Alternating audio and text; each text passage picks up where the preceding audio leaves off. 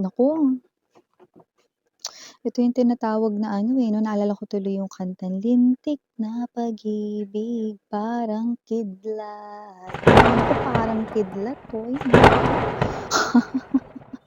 mukhang meron ditong energy 'no, na parang gusto niya rito ng pahinga pero hindi makapagpahinga lalo na ang kanyang isip at damdamin. Alamin natin 'no, kung anong nangyayari rito sa person na ito 'no, but pick up only the messages na kumo-connect sa inyo at gusto mong i-claim ha. Iwan ng iba kasi yun ay baka for other viewers naman. Maraming salamat Archangel Michael together with the guardian angels of my collective and even their ancestors. Can we get clear messages about this? Details and informations.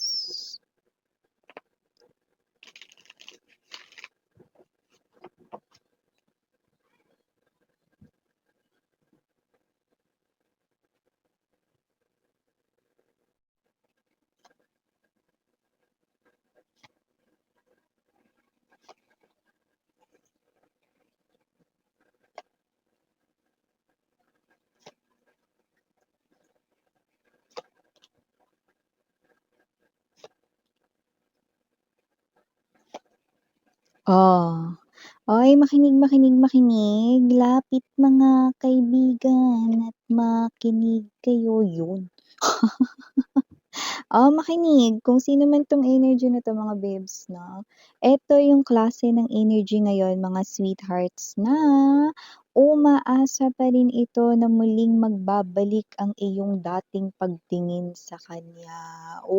Siyempre kapagka ganyan ang usapan, siya ay ang iyo ritong ex-lover or ex-person 'no, na hanggang ngayon ay ikaw pa rin ang kanya ritong laman ng isipan. Nakikita ko rito na itong person na 'to 'no, ay madalas rito na parang, gustong mapag-isa or yung iba parang, itong energy na 'to 'no ay, nagkukulong sa kanya ritong, kwarto or silid 'no, lalo na kapagka parang, oras na ng pagtulog or bago yung oras ng pagtulog parang ayaw niya rito magpastorbo sa kapatid niya or sa kahit sino 'no. Nakikita natin dito 'no, nakikita ko that this person here na ibinababa niya ang kanyang phone, siya itong mga babes na nakikita natin dito 'no na, iniisip kayo 'no. So, ayaw niya talaga dito ng kahit na anong distraction. So, maaaring hindi ito nanonood ng mga series 'no, ano man 'yan, K-dramas, movies, C-dramas, kahit ano bahala kayo diyan. Basta hindi rin siya naglalaro 'no, like, ginugugol niya yung time niya rito 'no, bago siya matulog 'no, na iniisip niya kayo 'no. Ang taong ito 'no, ay nakikita ko that with the 5 of coins energy, this person here ay maaari rito 'no, na nakagawa ng bagay na, naging dahilan kung bakit sinarado niyo na ang inyo ritong pintuan para sa kanya. With the moon card energy, lumalabas na itong tao na 'to 'no, ay person dito na parang kahit hindi niya alam kung, may tsansa pa ba ito, okey, umaasa pa din, okey, umaasa pa din, okey. Parang may energy siya dito na, pagka feeling down siya, pinalalakas niya rin yung sarili niya 'no, sinasabi niya rito na parang, "Hindi, 'wag ka munang mawalan ng pag-asa, malay mo naman bumalik pa si collective." Yes, pinalalakas niya rito yung sarili niya kahit na ano, kung sakaling may ibang makarinig 'no, baka isipin, "Ay parang baliw na 'to." Pero kung sino man 'tong energy na 'to na pinalalakas niya rito ang kanya ritong loob 'no, ang tibay ng dibdib ay kanya rito 'no, na talagang pinu-push at nakikita ko yon here, okey. Sa katunayan, ikinikwento ka ng taong ito sa kanyang mga katrabaho or sa mga tao sa paligid niya, kasamahan sa trabaho or kung sino man 'to kasamahan sa negosyo kung may negosyo siya 'no. So, whatever the case may be 'no, rinding-rindi na yung mga pinagkukuwentuhan niya rito 'no, dahil paulit-ulit lang ang kinukuwento niya. Exactly, bakit paulit-ulit lang? Kasi wala naman kayong bagong memories, kaya kung ano lang yung mga luma 'no, kung saan man kayo nagpasyal nagpasyal? Kung saan man kayo pumasyal 'no, or kung saan man kayo rito na parang mga ginawa niyong dates dati or yung mga happy moments ninyo, okey, puwedeng naubos niyo na yung mga pagkukuwento ng mga yun. So, siyempre wala namang bago mare, 'di ba? So, anong ikukuwento niyang bago, nakita ko ritong sinara ninyo ang inyong pintuan 'no, for this person, 'yun. Pero patuloy niyo pa rin kayong kinukuwento kahit parang paulit-ulit siya, ayan. So we have here the Seven of Wands, Five of Wands, Eight of Swords now. Bottom of the deck, we have here the Page of Swords, okay, the Wheel, and the Four of Cups. Mhm. So, kitang-kita natin dito no, mga babes na itong person na 'to 'no, ay talagang feel na feel niya na talagang na-miss niya yung opportunity here with you guys 'no. Yung parang energy 'no, ng feeling ng bagong sahod tapos dumaan lang sa palad mo. Ganong klase ng energy.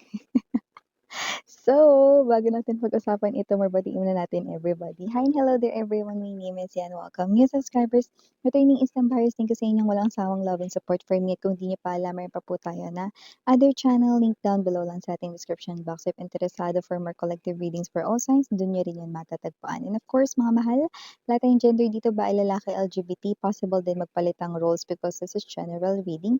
And at the end of the day, everybody, meron kayong free will at the end of the day. Kung gusto nyong i-claim yung mga mensahe or hindi, it's totally up sa iyo. At tandaan ninyo, timeless ang ating mga readings. Ibig sabihin, pwedeng tapos na, nangyari na. Sa iba nangyayari pa lang ngayon, sa iba ay ay mangyayari pa lang yun, no?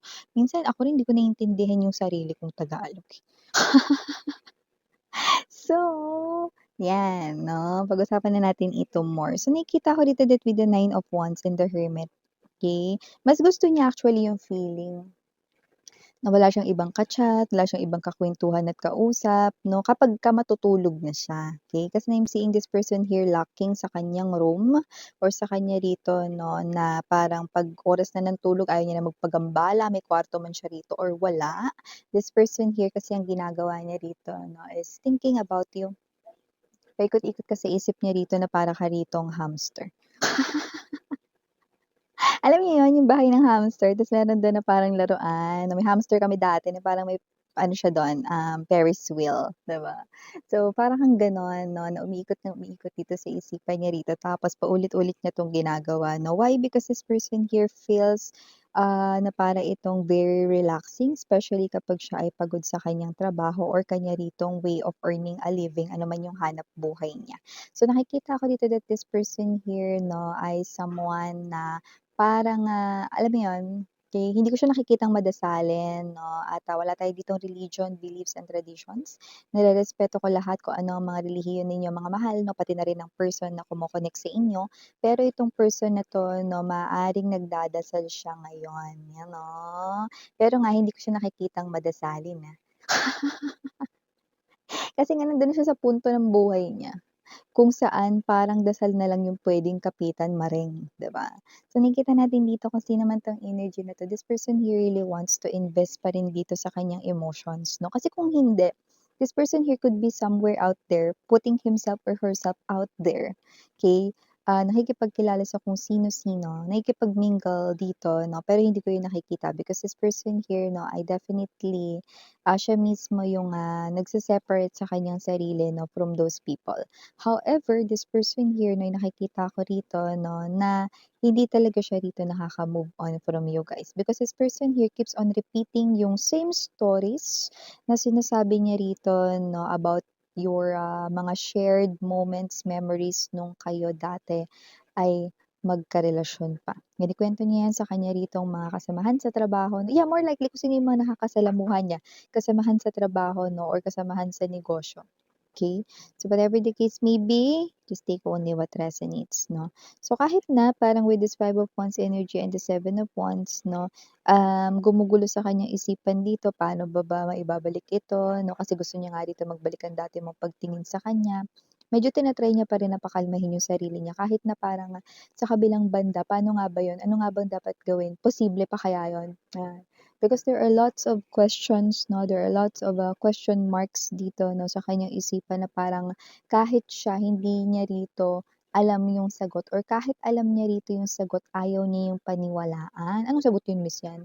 Na imposible, okay? Kasi yun yung pinaka lumilitaw rito sa kanyang isipan na imposible na mangyari ang pagbabalikang ito, yun. Yun yung lumilitaw sa isipan niya, bakit? Kasi nag-o-overthink siya rito. Kasi ito siya na yung energy niya rito na masyado niya ritong parang pinoproblema yung tungkol lang dito sa inyong dalawa. Samantalang ang dami-dami pa ritong dapat problemahin, 'di ba? 'Di ba?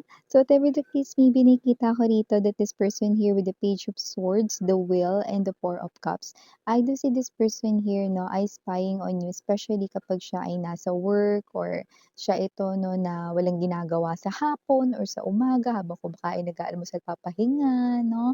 Okay, this person here ay definitely spying on you sa online mo kung nakikita niya pa ito. Pero kung hindi, I'm seeing right in here 'no, a photo of you guys 'no, wherein this person here ay someone na nakikita ko rito na, okay, etong person na 'to ay person dito 'no, na hindi kayo dito ma-let go, hindi lang sa kanyang mind kundi pati na rin sa kanyang heart 'no. You still hold this person's heart. You still have this person's love. There's no one else 'no, kahit na may nakita pa ako dito 'no, na posibleng nagkaroon siya ng third party, uulitin ko ulit, okay? I repeat, there's no one else kundi ikaw lang, yun. Okay, so kasi naman 'tong energy na 'to gustong muling ibalik ang tamis ng pag-ibig. The Will energy. Kaya nakita ko rin na makailang beses mo na siyang binigyan rito 'no, ng mga chances pero parang wala talaga nangyari nun. Pero ngayon kung sakali lang nabibigyan mo siya rito ng ewan ko kung pang-ilang chance niya na 'yan, pero nakikita ko that this time hindi niya na 'yan sasayangin because this person here at the bottom of the deck is the Four of Cups, which is a very strong indication that this person here together with this Wheel of Fortune is someone 'no, na parang etong super last chance na 'to, kahit na parang pang-ilang chance niya na 'yan na binigay mo sa kanya rito, hindi niya na talaga 'yan sisirain at hindi na talaga niya 'yan, um, babaragin 'no or wawasakin, ano man yung, chance na 'yan, okey? Kaya nga parang siya ito 'no, na hindi siya rito madasalin pero nagdadasal siya ngayon.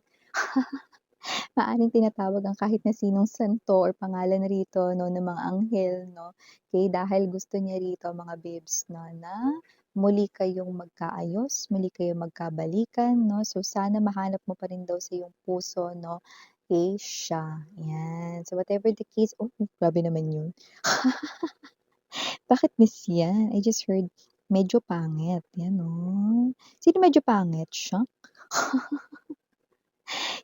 Pero dito kitang-kita ko na pangit yung ugali niya dito, pero kung medyo pangit din siya, ano na 'te. So whoever this energy is, this person waiting here 'no, ay someone dito na well, ngayon nakikita ko dito na yung energy niya rito 'no, pinipili niyang magbago at maging isang mabuting, tao rito 'no, at maging isang mabuti rito na ehemplo na ngayon 'no, pagdating sa pag-ibig, nung taray ng gano'n. Parang ayaw niya kasi rito mga babes kung may anak kayo nito, okey, kasi yung iba may lumbas na bata rito so puwedeng may anak kayo niyan, yung iba naman wala.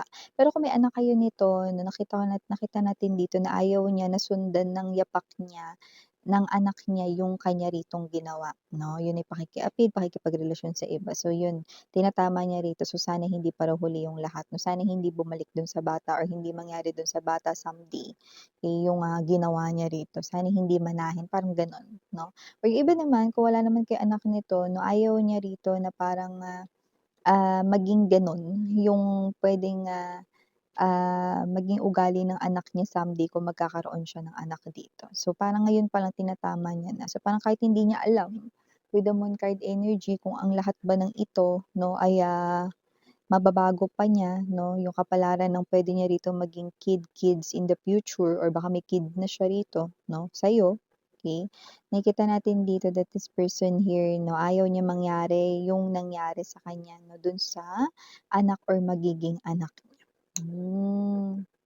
Yung mga tao talaga natatauhan sila kapagka huli na. Well, kapag nasa unahan nga naman talaga yung kasalanan 'no, wala naman talagang magsisisi, 'di ba? Kailangan mangyari muna yung parang tataranta ka, papanik ka 'no, yung parang inuusig ka ng konsensya mo, mga gano'n. Kailangan mangyari muna yun para talaga matauhan, eh, 'no. Yung tinatawag na castigo amigo. So, initials, we have here capital letter S, capital letter T, capital letter N, capital letter E, capital letter R, and capital letter A. So, we also have here small letters. We have here I, A, D, R, and last but not the least, J. So, these are all the messages I've got right here for you, sweethearts. Again, I'm Yuriana, and me for the girls, and Yana doon for the boys. Sana ngayon love and light, hidra. Annyeong!